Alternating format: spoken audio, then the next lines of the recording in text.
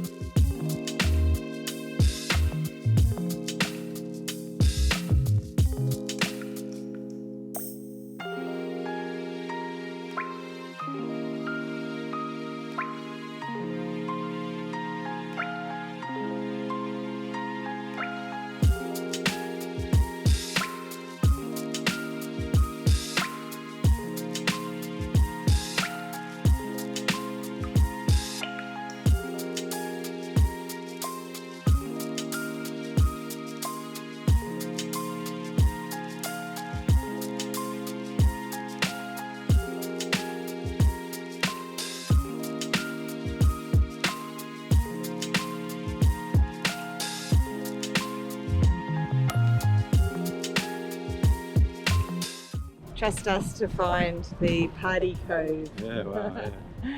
This is like a party location in sun. Yeah, so we've got probably, what would you say, about 15 boats here? The guide says maximum of 3 yachts in here, so yeah, it's already pretty crowded. Just because of the unpredictable wind conditions, hey? Yeah, but all the beach charters and stuff come in here from bringing all their customers in here for a party. I guess there'll be people coming off cruise ships as well, and little day trips, all sorts of stuff like and that. And also there's people snorkeling everywhere, even though between you and me there's nothing to look at. It's one of the deadest of dead places you ever see, but it's supposed to be a well-known snorkeling spot. But anyway, I guess being an Australian, especially Western Australia and Indonesia, we've been spoiled. We have been spoiled. We did, however, see a turtle, the closest we've ever seen one, and it was munching on seagrass. That's usually what we see, and they just take off. Take off. Not used to humans, but they're obviously used to them here. Good. So good. Anyway, check out this action. It is pretty gnarly. We're going to have fun tonight. We're going to go ashore and take a beer and see if we can crack anyone that speaks English. But how beautiful is this beautiful cove? And all the snorkelers and the other boats, none as sexy as ours. One thing Mitcho takes into account every time we anchor is the swing capabilities of the boat, and if the weather changes and the wind moves, whether when we swing, will we swing into rocks or like the big wall of rock that we're sitting right next to. So that's definitely something that every time you anchor you take into account. Did actually move our anchor. So actually we didn't move the anchor, we let out a bit more chain when we first arrived because we were swinging really close to other boats. So it's all just about making sure the new home that you pull into every time you drop that pick is going to be safe, and safe not only for yourself but for other vessels and for any of the natural surroundings as well as the wildlife. So another thing Micho takes into account when we anchor is what we're dropping the anchor onto. So we're obviously looking for a lovely little patch of white sand, but if that is not in order, then you have to make sure that you're not dropping it onto beautiful reefs that could damage natural wildlife. So it's all a little bit of a catch-22 situation. You've just got to be super careful every time you anchor the boat.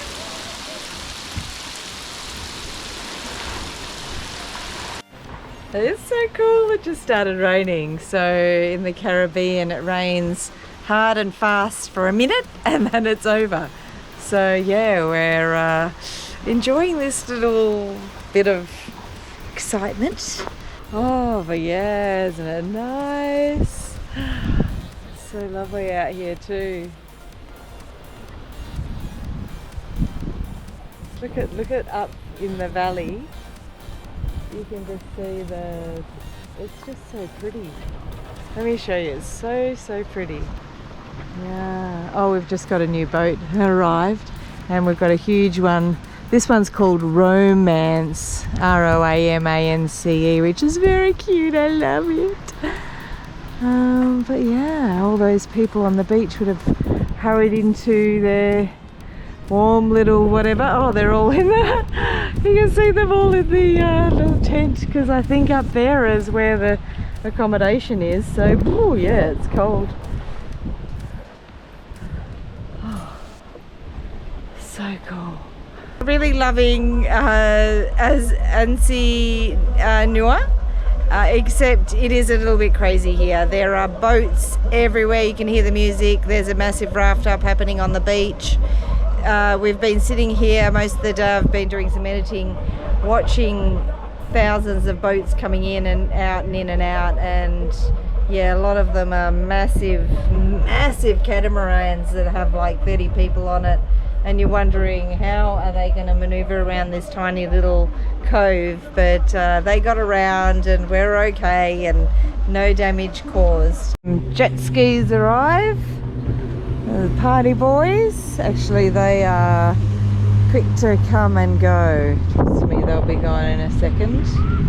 This has turned into a bit of a crazy anchorage. It's only meant to have like 3 or 4 yachts in here, and there's 6 yachts in here, 7 yachts, including this huge big charter boat that's just day charter boat that's just pulled up, and then there's a whole bunch of other boats. There's a couple of offshore races. There's a Baja and a Donzi and a Cigarette, all there, and now we've got this big bloody catamaran. Like it's delirium, yeah, like it's delirium. She just wanna bounce to it, baby, get your giddy on. Walk up to the stage with a drink like I'm Giveon, but I never came here to sing what I'm really on. Giving dividends, I'm trying to boost your career and all. Know you got a binge, you ain't got one with the ceiling gone. If you wanna get it gone, give me the experience. Make me a believer like a feature at the cinema. Then we gotta keep it all a secret like the Pentagon. All these peeping times, people asking me what we been on. I know that it's bond, they just wishing they could watch it glow, watch it go through the fire like the Shaka song. Or was it yay? Either way, she gon' play the PlayStation, I play the Xbox, good gracious.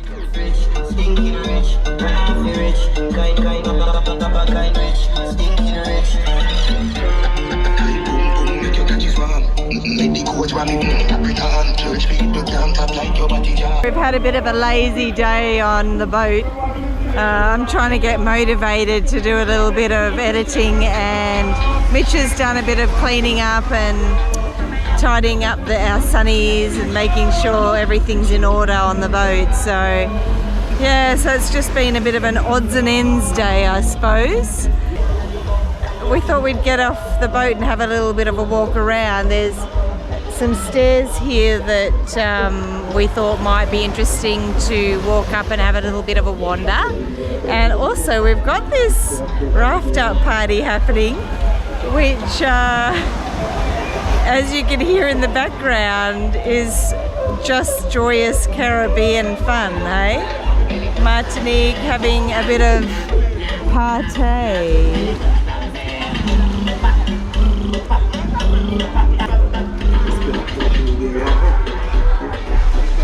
Mitch is securing the tender. We're going for a bit of a walk up a hill, up some stairs.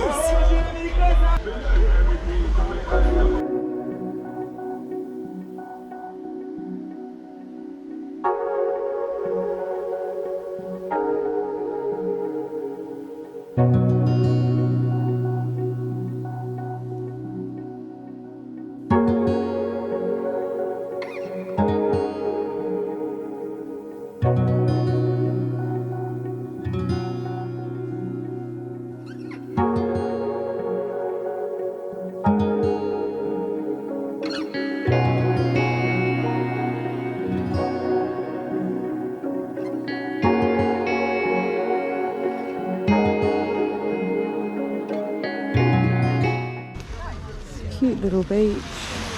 We're nearly anchored here, but we thought we'd go and check out the other place.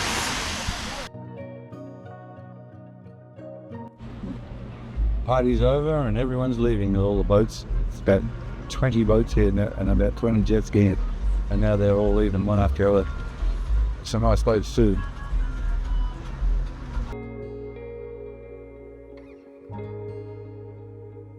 As is our little march down the west coast of Martinique. We have moved this morning and we've moved to Grand Anse. Now, I was calling Cove Anse, but that's just the Aussie version of Cove in French. So Anse, I think, is the proper name for Cove in French. So yeah, we're just pulling into Grand Anse, which is big cove. And lots of boats. It's been like a 3 nautical mile sail, so we haven't really sailed much, but we did turn the engines off and we sailed along at 2 knots, so we probably could have walked here faster, but it's all good. We're here and it's beautiful and it's still early in the morning. We've just had our coffee and we're just about to have brekkie. You know what? I take a deep breath. I'm grateful. I'm centered. It's just so unbelievable, this life. I can't stress enough how soul replenishing and stunning and fun. Yeah, it's just so many things I'm grateful for. Obviously the vessel helps that it's amazing, but the fact that I'm here with my beloved man and beloved sexy man, you'd like me to add, and we're in the Caribbean in Martinique, pinch myself every day. It's just, I mean, obviously we made some massive risks. I was terrified for months after selling the house. I'm like, we have no asset, we have no place to go back to live at. But I'm a real strong believer of, 1, feel the fear and do it anyway, and 2, if you're feeling comfortable, you've got to push yourself outside that comfort zone. And so I held strong to the fact that even though it was the biggest decision we've ever had to make, and that it may or may not work, and we may or may not end up homeless with no boat and no house, and also that we're leaving our family and friends and sailing over the other side of the world, like literally the other side of the globe. I sort of feel like we've done the right thing, and it's mad. It's mad in an amazing sort of way. But look where we are. Look where we are. This is crazy good. Crazy, crazy good. Get out there and do shit, people. Get off the couch. Stop watching us. Go and do stuff. Go and live life. Go and buy that boat. Go and buy the friggin' thing that makes you happy. Get on with it. No more excuses. Stop the excuses. There should be none. Where should we anchor? Now I'm coming to you for help. Where should we anchor? This is a gorgeous little village.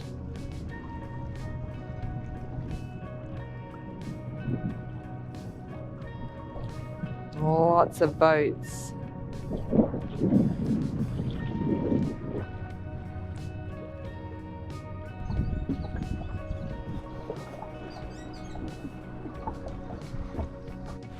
We're going to a clothing optional beach today, and I don't know, do the clothing stay on or do they come off?